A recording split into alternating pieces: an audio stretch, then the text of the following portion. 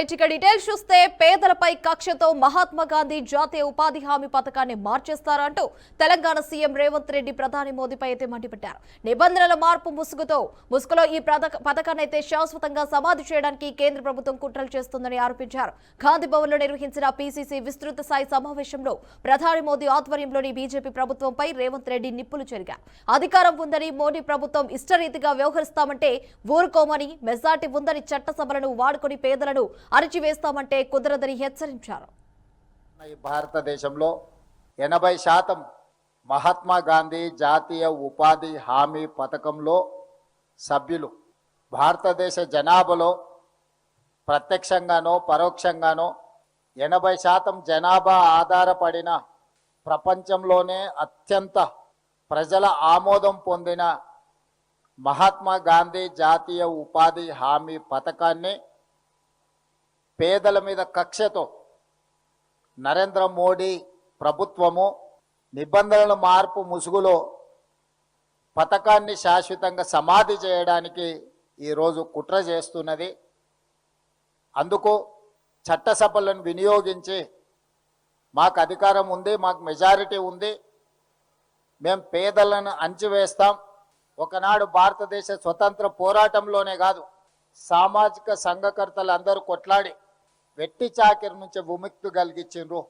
75 సంవత్సరాలు పూర్తి చేసుకుంటున్న సందర్భంలో 2024 పార్లమెంట్ ఎన్నికల సందర్భంగా పేద ప్రజలకు భద్రత కల్పించిన రాజ్యాంగాన్ని మార్చడానికి కుట్ర చేసి 400 సీట్లు మాకు ఇవ్వండి, మేము నూతన పరిపాలన తీసుకొస్తామని చెప్పి భారతీయ జనతా పార్టీ ప్రజల దగ్గరికి వెళ్ళారు. కార్పొరేట్ కంపెనీలకు ఈ దేశాన్ని మళ్ళీ తిరిగి అప్పచెప్తారు. ఆనాడు ఈస్ట్ ఇండియా కంపెనీ ముసుగులో ఈ దేశాన్ని ఆక్రమించుకున్న బ్రిటిషర్స్ వారసత్వంగా బీజేపీ అంటే బ్రిటిషర్స్ జనతా పార్టీ అని చెప్పుకునే విధంగా ఈరోజు రాజ్యాంగంలో మార్పు తీసుకోవడానికి ప్రయత్నం చేస్తారు. ప్రజాస్వామ్యమే ప్రమాదంలో పడబోతున్నది. ప్రజలంతా జాగ్రత్తగా ఆలోచన చేయండి. డాక్టర్ బాబాసాహెబ్ అంబేద్కర్ గారు ఇచ్చిన రాజ్యాంగాన్ని బీజేపీ రద్దు చేయబోతుంది అని చెప్పి రాహుల్ గాంధీ గారు, ఖర్గే గారు అన్ని రాష్ట్రాలు తిరిగి ప్రజల్ని అప్రమత్తం చేసిండ్రు. గ్రామాలలో ఉన్న పేదలు వలసల పేరు మీద పట్టణాలకు తరలి వస్తారు. ఎప్పుడైతే పేదలు పట్టణాలకు వస్తారో అదాని అంబానీలకు అగ్వకు కూలీలు దొరుకుతారు. తిరిగి మళ్ళీ ఈస్ట్ ఇండియా కంపెనీలకు మనల్ని కట్టు బానిసలుగా చేయడానికి, వెట్టి చాకిరిని అందించడానికి ఈరోజు నరేంద్ర మోడీ గారు జాతీయ ఉపాధి హామీ చట్టాన్ని రూపుమాపే ప్రయత్నం చేస్తుండు. ఇది కార్పొరేట్ కంపెనీలు పన్నిన కుట్ర.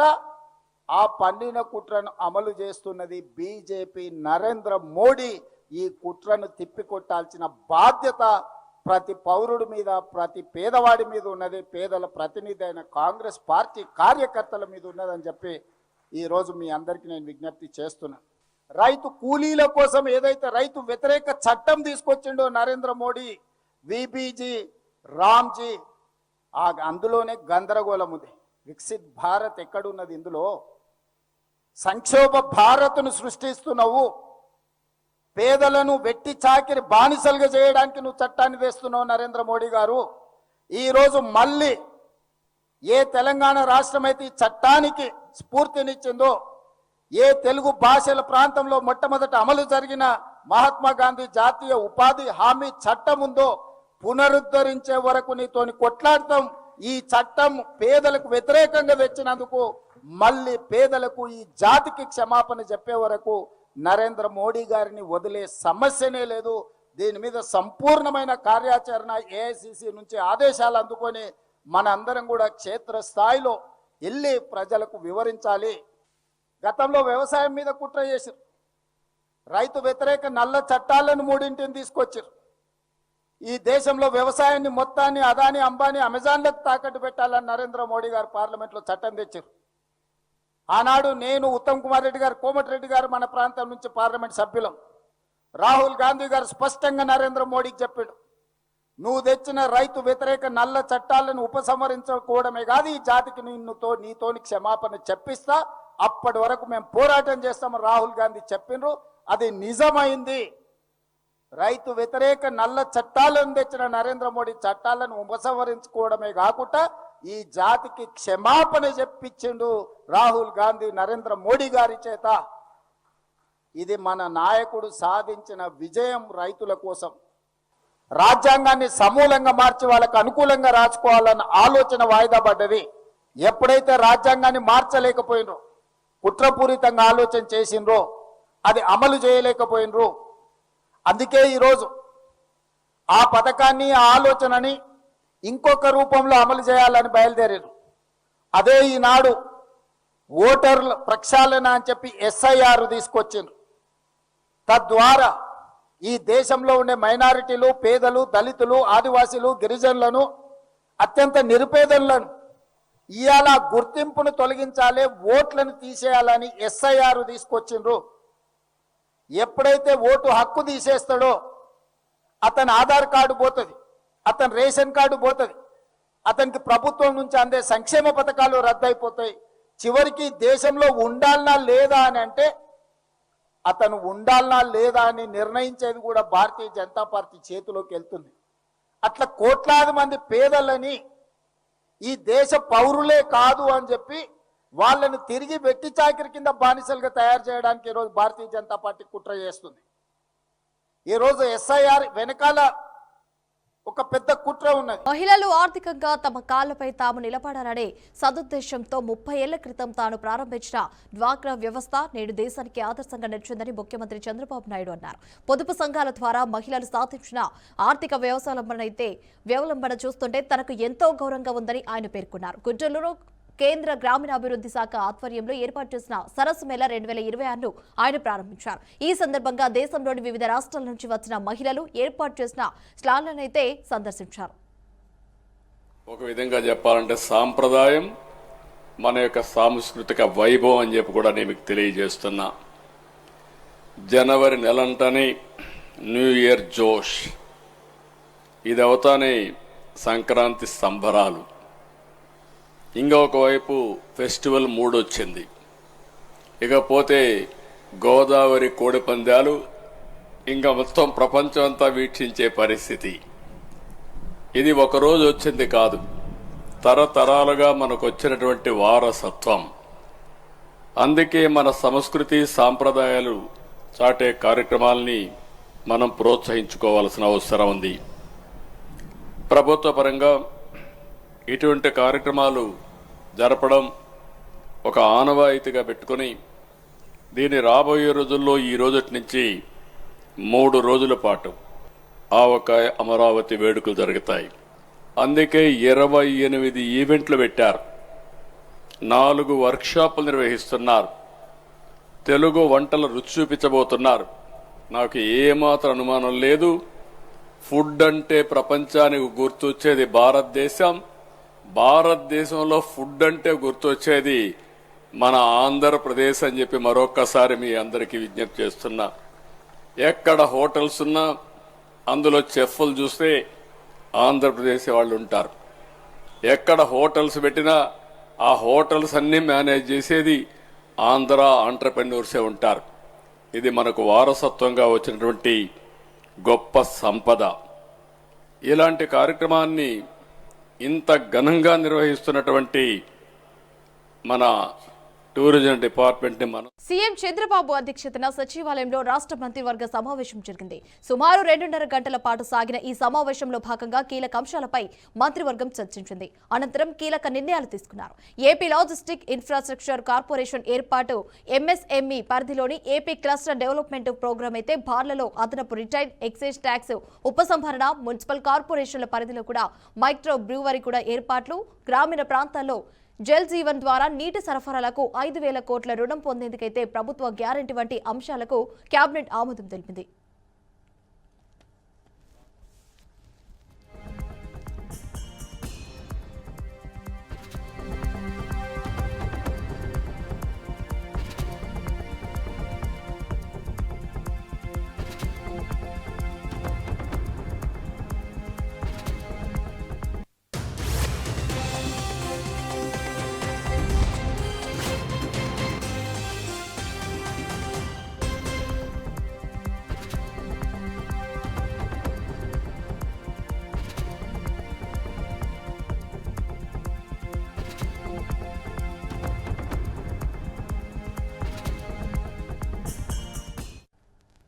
అలాగే శ్రీకాకుళం జిల్లా కోటబొమ్మాలిలో అయితే కొత్త ప్రభుత్వ డిగ్రీ కళాశాల ఏర్పాటుతో పాటు 1 నుంచి 10వ తరగతి విద్యార్థులకు పాఠశాల కిట్లు పంపిణీ 944.53 కోట్ల రూపాయల పరిపాలన అనుమతులు రాష్ట్రంలోని వివిధ ప్రాంతాల్లో సాంప్రదాయేతర ఇంధన విద్యుత్ ప్రాజెక్టుల ఏర్పాట్లయితే మరోసారి కూడా 19,391 కోట్ల పెట్టుబడుల ద్వారా 11,753 ఉద్యోగాలు కల్పించే ప్రతిపాదనలు పరిశ్రమలు పర్యాటకం ఫుడ్ ప్రాసెసింగ్ ఇంధన రంగాల్లో వివిధ పెట్టుబడులకు సంబంధించి మొత్తంగా 14 సంస్థల ఏర్పాట్లు అమరావతిలో కృష్ణ తీరంలో మెరీనా ప్రాజెక్టు ఏర్పాట్లు కూడా ఈ భేటీలో మంత్రులు గ్రీన్ సిగ్నల్ ఇచ్చారు.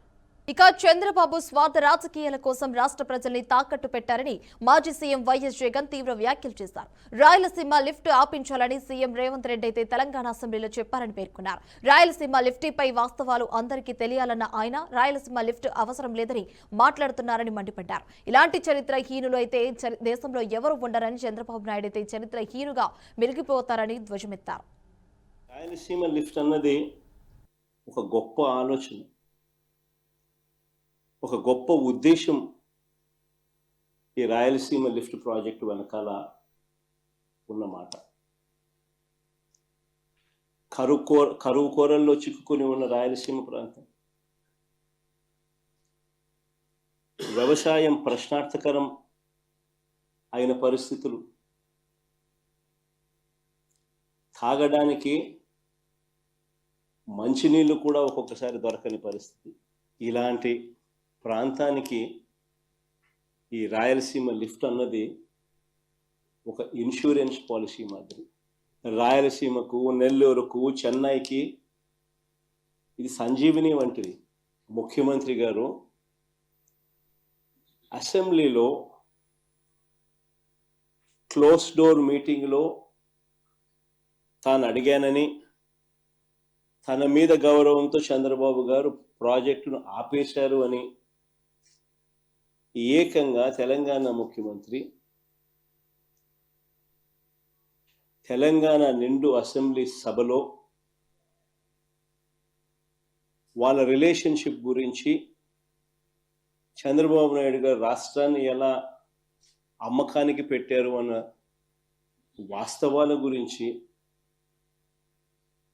ఏకంగా రేవంత్ రెడ్డి గారు అన్న మాటలు. శ్రీశైలం ఫుల్ కెపాసిటీ లెవెల్ 885 అడుగులు. శ్రీశైలం నుంచి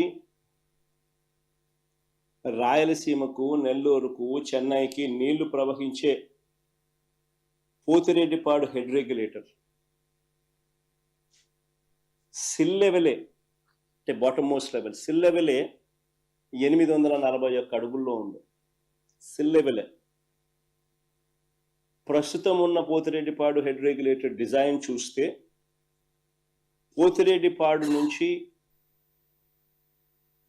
ఫుల్ డిశ్చార్జ్ కెపాసిటీ 44 క్యూసెక్కుల నీళ్లు కిందికి రావాలి అని అంటే నీళ్లు శ్రీశైలంలో 881 అడుగులు ఉంటే తప్ప ఫుల్ డిశ్చార్జ్లో భోగాపురం ఎయిర్పోర్ట్ కూడా నిజంగా చూస్తే చంద్రబాబు మరో క్రెడిట్ చోరీ చేయడానికి పడరాని పాటలు పడతా ఉన్నాడు. భోగాపురం ఇంటర్నేషనల్ ఎయిర్పోర్ట్ స్టోరీ కూడా చూస్తే అసలు క్రెడిట్ చోరీ అన్నది చేయడం కోసం ఎన్ని పడరాని పాటలు పడతా ఉన్నాడు చంద్రబాబు నాయుడు అనడానికి ఇది ఇంకొక example.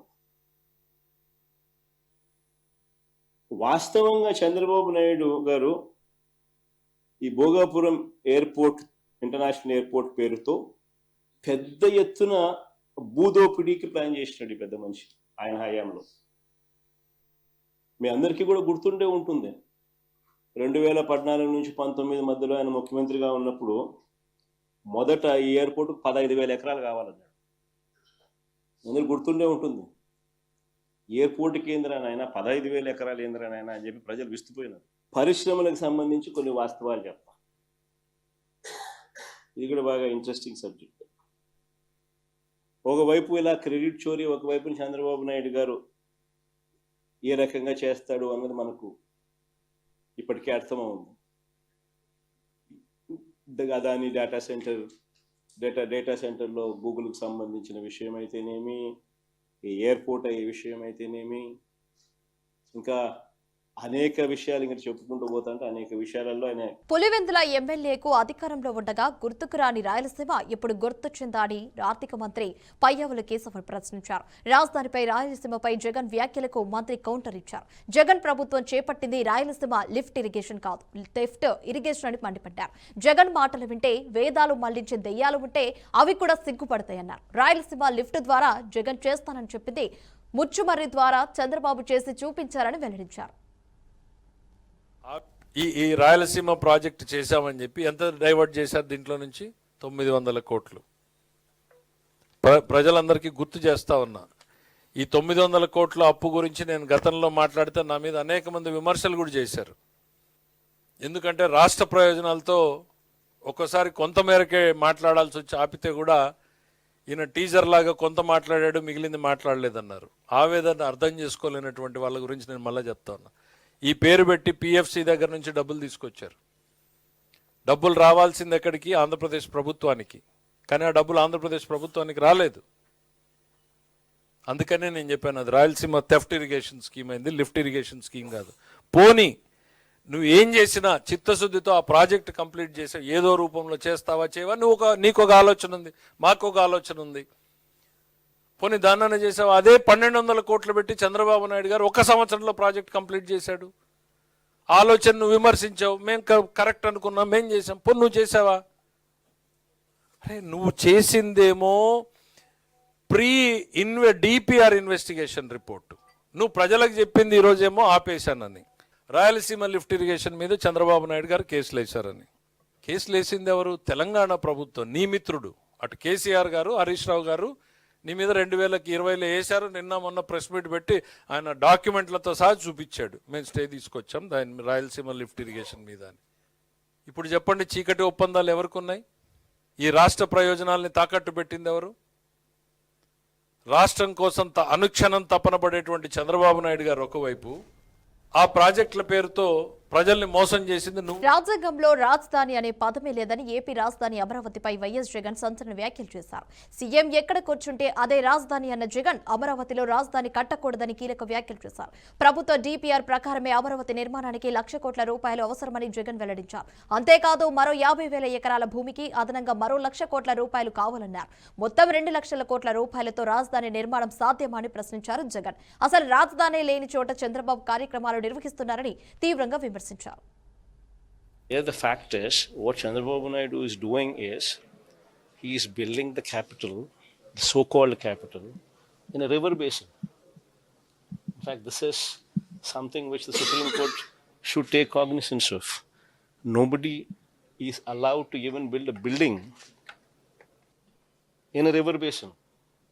Whereas here, Chandrababu Naidu is conceiving a city in a river basin. I do not know where the fuse and the plug is. But one should seriously consider this aspect is the most important aspect. Another important aspect is, if one were to be building a capital, if one were to be interested in this area, then the best thing is not in Amaravati. See, Vijayawada is here, Guntur is here, Amaravati is here. 40 kilometers from Vijayawada, 40 kilometers from Guntur. In a virgin land, in a river basin, which does not have electricity, which does not have power, which does not have roads, which does not have water, which does not have anything.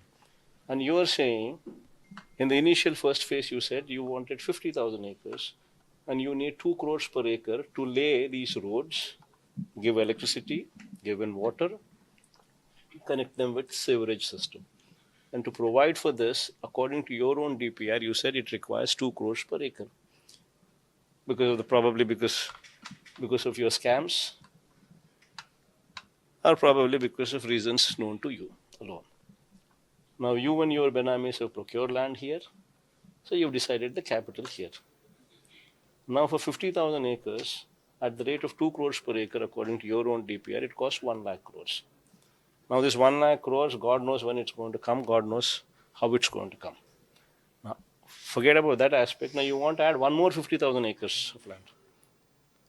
You want to add another 50,000 acres of land, which costs you another 1 lakh crores. So you're actually talking about 2 lakh crores requirement 1 lakh acres of land you want to develop. What kind of insanity is this when the first 50,000 acres itself is not developed? When the farmers are crying about it, that what have you done? Why did you take our land? We are left with nothing now. And there is no development also because of 1 lakh crores that is required to lay the roads, to lay the drainage, to lay the current, to lay the sewerage. So this is the situation there. Chandrababu Naidu never even acquired land. The entire land was acquired during YSRCP regime. The entire R&R rehabilitation was also done during YSRCP regime. YSRCP regime spent 960 crores to acquire the total land. So where is the question of Chandrababu Naidu claiming it? Number one, the NOCs, the entire permissions, everything were procured, the defense, the civil aviation, the environmental clearance. So where is the question of Chandrababu Naidu taking any claim when the acquisition was done by YSRCP, when R&R was done by YSRCP, when all the permissions were obtained by YSRCPs, financial closure done during YSRCP regime, work started during YSRCP's regime, 30% completed in YSRCP regime, and this is only a natural furthering of the project that it is coming into commissioning, which was laid foundation on May 2023. In fact, Chandrababu Naidu is so dumb, I would say. YCP అధినేత జగన్ ఎన్ని ప్రయత్నాలు చేసినా రాజధాని అమరావతి నిర్మాణం ఆగబోదని పురపాలక శాఖ మంత్రి పొంగూరు నారాయణ స్పష్టం చేశారు. అమరావతిపై జగన్ చేసిన వ్యాఖ్యల మంత్రి అయితే కౌంటర్ ఇచ్చారు. జగన్ కు రాజధానిపై అవగాహన లేదని మీడిమిడి జ్ఞానంతో అసత్య ఆరోపణలు చేస్తూ ప్రజలను తప్పుదో పట్టిస్తున్నారని మండిపడ్డారు. నదీ గర్భంలో నిర్మాణాలు చేపడుతున్నామంటూ జగన్ చేస్తున్న ప్రచారంలో భాగంగా వాస్తవం లేదని మంత్రి ఖండించారు. రైతులు రెండో విడత భూ సమీకరణకు స్వచ్ఛందంగా ముందుకు వస్తుండటం చూసి ఓర్వలేక జగన్ అసూయతో అయితే అవాస్తవాలు మాట్లాడుతున్నారని నారాయణ ఆరోపించారు. నది గర్భానికి నది బేసిన్ కు మధ్య ఉన్న తేడాను కూడా జగన్ తీసుకోలేకపోతున్నారని విమర్శించారు. ఏ రాష్ట్రానికైనా ఒకే రాజధాని ఉంటుంది, ప్రతి జిల్లాకు జిల్లా హెడ్ క్వార్టర్స్ ఉంటుంది. కానీ ఈ వాస్తవాన్ని మర్చి జగన్ మాట్లాడుతున్నారు. ఇదే తీరుగా ప్రజలను తప్పుతో పట్టిస్తే ఆయనకు ఇప్పుడున్న 11 సీట్లు కూడా సున్నాకైతే పడిపోతాయని మంత్రి నారాయణ హెచ్చరించారు. అమరావతి రాజధాని గురించి ఎంతో పాజిటివ్గా గొప్పగా చెప్పుకుంటున్నారు. పనులు బ్రహ్మాండంగా జరుగుతుంది. ఎందుకంటే చూస్తున్నారు, వాళ్ళు వచ్చి ఫీల్డ్లో చూసిన వాళ్ళు మాట్లాడుతున్నారు. ఈ సమయంలో జగన్మోహన్ రెడ్డి గారు ఈరోజు మాట్లాడిన మాటల్లో అసలు అంటే ఒక స్టడీ చేసి ఏదైనా రిపోర్ట్ మాట్లాడాలి. ఏమీ లేకుండా రివర్ బేసిన్ పక్కన ఎలా కడతారు, నదీ గర్భంలో అన్నారు. ఉండండి, నదీ గర్భంలో ఎక్కడ కడుతున్నామండి? చాలా క్లియర్గా ఇక్కడ అమరావతి క్యాపిటల్ సిటీ కట్టేటప్పుడు ఇరిగేషన్ వాళ్ళతో, ఇరిగేషన్ సెక్రటరీ, కన్సర్న్ డిపార్ట్మెంట్ వాళ్ళతోనూ మా వాళ్ళు కోఆర్డినేట్ చేసుకొని నది వెడల్పు ఎంత, నది కోర్స్ ఎంత, కోర్స్ ఎంత, దాని యొక్క బండ్ ఆల్రెడీ బండ్ ఉంది, బండ్ రోడ్డు, ఆ బండ్ రోడ్డు ఎంత, ఇవన్నీ చేసేసి ఈ రోజు వరకు. AP deputy CM Pawan Kalyan తన సొంత నియోజకవర్గంలో పర్యటించేందుకు సిద్ధమయ్యారు. రేపటి నుంచి 3 రోజుల పాటు ఆయన పిఠాపురంలో విస్తృతంగా పర్యటించనున్నారు. ఈ పర్యటనలో భాగంగా పలు అభివృద్ధి కార్యక్రమాలకు శ్రీకారం చుట్టడంతో పాటు ముందస్తు సంక్రాంతి సంబరాలనైతే లాంఛనంగా ప్రారంభించనున్నారు. రేపు ఉదయం 10:30 స్థానిక ఆర్ఆర్బీహెచ్ఆర్ కళాశాల మైదానంలో జరగనున్న సంక్రాంతి సంబరాలను పవన్ కళ్యాణ్ ప్రారంభిస్తారు. అనంతరం ఉదయం 11:30 నియోజకవర్గంలో చేపట్టనున్న వివిధ అభివృద్ధి పనులకు శంకుస్థాపనలు, ప్రారంభోత్సవాలు చేస్తారు. ఆ తర్వాత మహోత్సవ ప్రాంగణంలోని ముఖ్యంగా సాంస్కృతిక కార్యక్రమాలను ఏర్పాటు చేసిన స్టాళ్లను కూడా పరిశీలించనున్నట్లయితే సమాచారం. మాజీ సీఎం కేసీఆర్ కు మేడారం మహాజాతర ఆహ్వాన పత్రికను రాష్ట్ర మంత్రులు సీతక్క, కొండా సురేఖ అందజేశారు. మేడారం జాతరకు హాజరు కావాల్సింది కేసీఆర్ తో పాటు ఆయన సతీమణి శోభమ్మ కూడా ఆహ్వానించారు.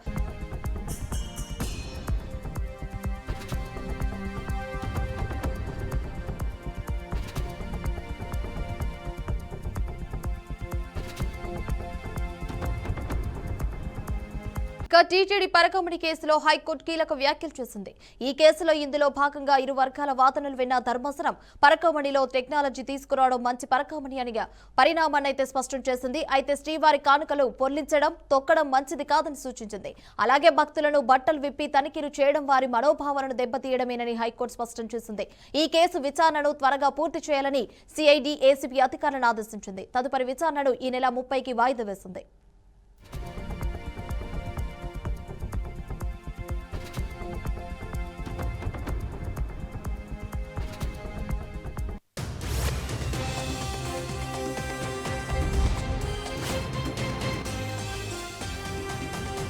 యూట్యూబర్ నా అన్వేష్ పై మరో కేసు నమోదైంది. అన్వేష్ హిందూ దేవతలను కించపరుస్తూ వీడియోలు చేస్తాడని స్థానిక హిందూ సంఘాలు ఫిర్యాదు చేశాయి. ఫిర్యాదు లింకులు, మెయిల్ ఐడీలతో విశాఖ సిపి వద్దనైతే దాఖలు చేశారు. సినీ నటి కరాటి కళ్యాణి కూడా అన్వేష్ అరెస్టు చేయాలని కూడా పోలీసులకైతే ఫిర్యాదు చేశారు. స్థానికులు వెంటనే అతడి పాస్పోర్ట్ సీజ్ చేసి ఇండియాకు రప్పించాలని డిమాండ్ చేస్తున్నారు. ఇప్పటికే అన్వేష్ పై హైదరాబాద్ సహా పలు ప్రాంతాల్లో కేసులు కూడా నమోదయ్యాయి. ప్రస్తుతం అన్వేష్ మలేషియాలో ఉన్నాడు. మలేషియా నుంచి వీడియోలను యూట్యూబ్, ఇన్స్టాగ్రామ్ లో షేర్ చేస్తున్నట్లయితే సమాచారం. సీతాదేవిపై పొరపాటున వ్యాఖ్యలు చేశానని క్షమాపణలు చెప్పారని, కొంతమంది కుట్రతో ఈ కేసులను కొనసాగిస్తున్నారని, గతంలో బెట్టింగ్ యాప్స్ పై పోరాటం చేసిన కారణంగా కూడా ఈ కేసులైతే ఎదురయ్యాయని అన్వేష్ తెలిపారు.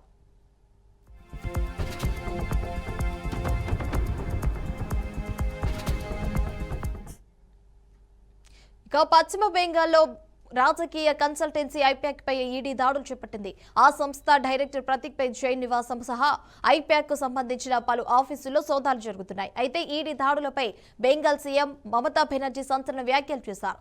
ప్రధానమంత్రి నరేంద్ర మోదీజీ దయచేసి క్షమించండి. మీ హోంమంత్రి అమిత్ షాను నియంత్రించండి. రాజకీయంగా మీరు మాతో పోరాడండి. అలా పోరాడలేకపోతే బెంగాల్కు ఎందుకు వస్తున్నారు? ప్రజాస్వామ్య పద్ధతిలో మమ్మల్ని ఓడించండి.